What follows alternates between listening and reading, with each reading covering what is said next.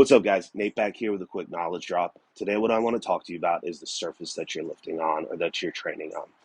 There are actually two components that I look at when we're talking about the surface. The first one is literally the floor that you're on, whether it's a mat, whether it's a platform, whatever. The second thing is actually what's on your feet.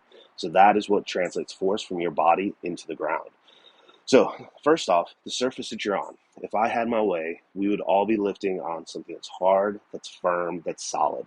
If you're on a piece of wood lifting, right, like a platform compared to a rubber mat, compared to something more hollow, right, that doesn't have that solid component to it, all three of those are going to give you different outcomes, right? Either way, I want that surface to be not slick. I want it to be nice and grippy so that way you can drive force through it. Now, if I'm jumping, if I'm bouncing, doing stuff like that, I would almost rather have you on that mat or on like a hollow floor, similar to a basketball court. If we're lifting, right, we're powerlifting, we're Olympic lifting, we're doing something where we need to just like have the most secure ground, right, or floor, I'd rather have you on concrete or on like a wooden platform. What those are going to do is help you to produce more force because the floor is going to give less, right? So nice, safe, hard floor is where I want you. People love, for whatever reason, to put foam, to put Bosu balls, to put Swiss balls between you and the ground. That's cool.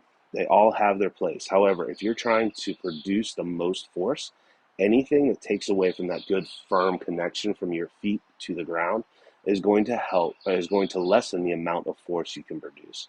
So, knowing that, if you're squatting on a Bosu ball, for whatever reason, right, drop the weight down. Make sure that you can safely move the weight that you're loading on whatever surface you're on.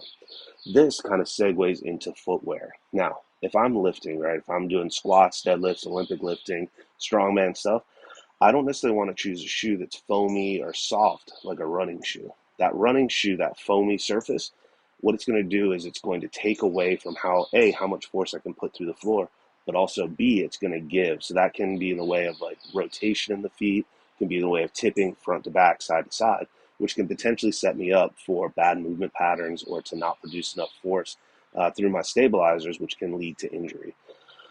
Now, if I'm going to be doing a CrossFit WOD, if I'm going to be doing a jumping workout, something where I'm going to have to move, running, agility, that kind of stuff, then I don't necessarily want to be in a lifting shoe and a Converse and something that's hard, stiff, that has no cushion.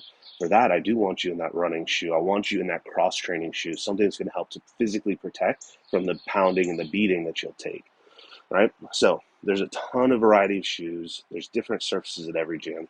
Make sure that you're trying to set yourself up for success by picking the right area of the gym to lift, but also the right type of shoe to have on. If you guys have more questions or have an issue you want to take a look at, please don't hesitate to swing on by. Y'all have a great day.